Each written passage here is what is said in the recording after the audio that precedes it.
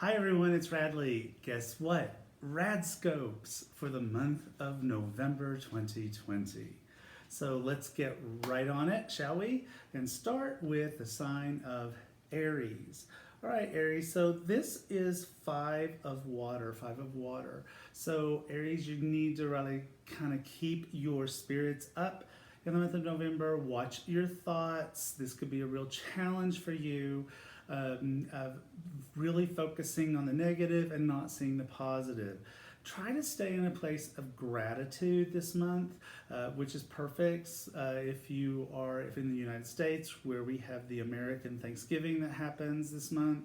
Just try to stay in that space of gratitude. Stay in that space of thinking about the positive stories you want to be telling yourselves and not the negative stories. All right? So watch that, Aries. All right, Taurus. Taurus is 10 of Earth, which is a really great card for Taurus. So this is a card that talks about financial security, taking care of your family. So that's really good. But this is also a card about caring about family. Again, the American Thanksgiving, if that's something you celebrate, of being grateful for family, of telling your stories of the family to your children, passing on traditions. Traditions is a really big story from this card for Taurus this month, so stay focused on that. You know, it's like, okay, so let's just say again, gratitude, all right? And next we have Gemini. Gemini, 4 of Earth. Okay, so 4 of Earth is a card that asks us to manage energy wisely. So the traditional meaning of this card can be either spending too much money or being miserly and not spending any. And when the balance is someplace in the middle. But this can be any kind of energy. This can be loving too freely or not loving at all, withholding your emotions. So it's about staying in a place of balance in the month of November for Geminis, all right? All right, next we have Cancer. And Cancer is 4 of air. So this is a card of meditation, of rest, maybe taking some time off, vacation, any kind of thing like that allows you to just be at peace. This card even says Pax in the stained glass window, which is Latin, sorry, took me a minute, Latin for peace. And so try to stay in a place of calm, find time to rest, find time to meditate. If you have been a person that meditated in the past and you've let that slack, get it back. If you've not tried it before, give it a go. All right? All right, next we have Leo. Leo is the world. Well, that's as good as it gets. So lucky Leos. Congratulations. You're going to have a great month. This is also, though, a card of completion. So you might be completing something that you've been working on for a really long time, and it's finally coming to a close. And when that comes to a close, it'll mean that it's time for you to start thinking about, well, what am I going to do next? What's next now that this is complete? But it is a very successful completion. Stand back and take a round of applause. All right, next up is Virgo. So Virgo, 3 of Earth. This is a hardworking card, and Virgos are generally hardworking. This is a card that talks about being the very best at what you do of anyone. I mean, no one's better at what you do than you are.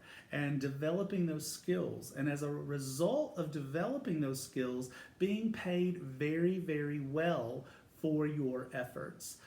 I think this card has an energy that feels creative. So especially if you do something that is creative or you're wanting to do something creative, this can be a very positive message for Virgos. All right, next up is Libra.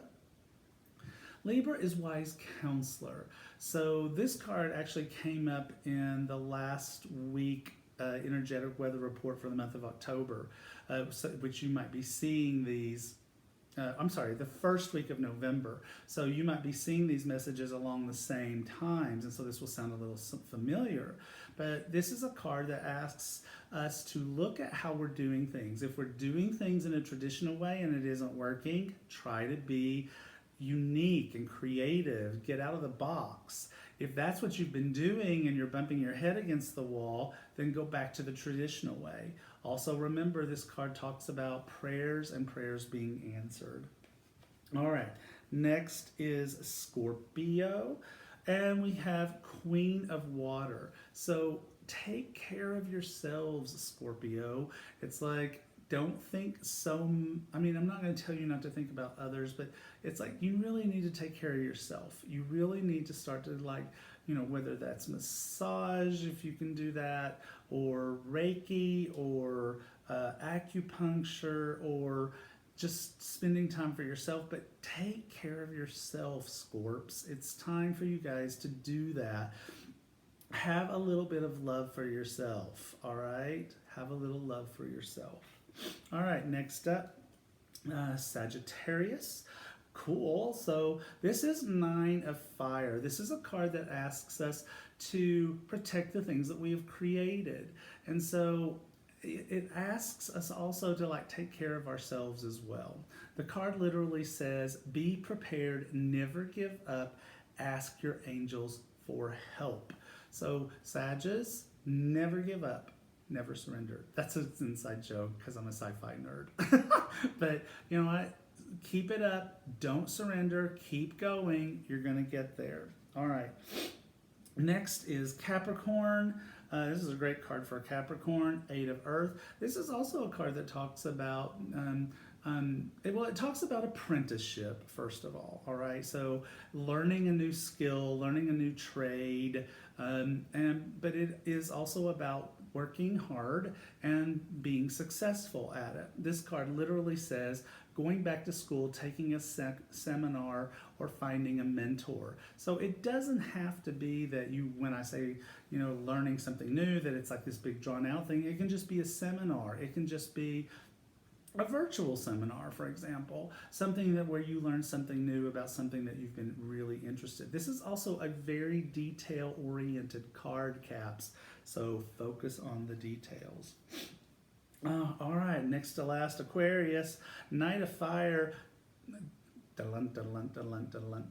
Okay, so this is definitely one of the knights that is like your knight in shining armor in tarot. And so whether it's you helping somebody else or someone else coming to your rescue, it's like there's something going on where someone is helping somebody else. Now this is also a card that's very passionate, a card that says, go get things done, go get them, go. See, gone. All right. so get on your horse and get going. All right. And finally, we have Pisces. Oh, what a perfect card for Pisces. So this is King of Water, King of Water. So this is a card that if you're in a relationship or you're looking for a relationship or you're thinking about being in a relationship, this is the guy you can really trust, all right? So someone coming into your life that you can really trust on an emotional level. Maybe relationship, or it doesn't have to be relationship. It can just be a friend or even a coworker or even a boss, someone you can really trust. This card says, a situation that is safe, all right? A situation that is safe. So it's safe for you to feel safe, Pisces.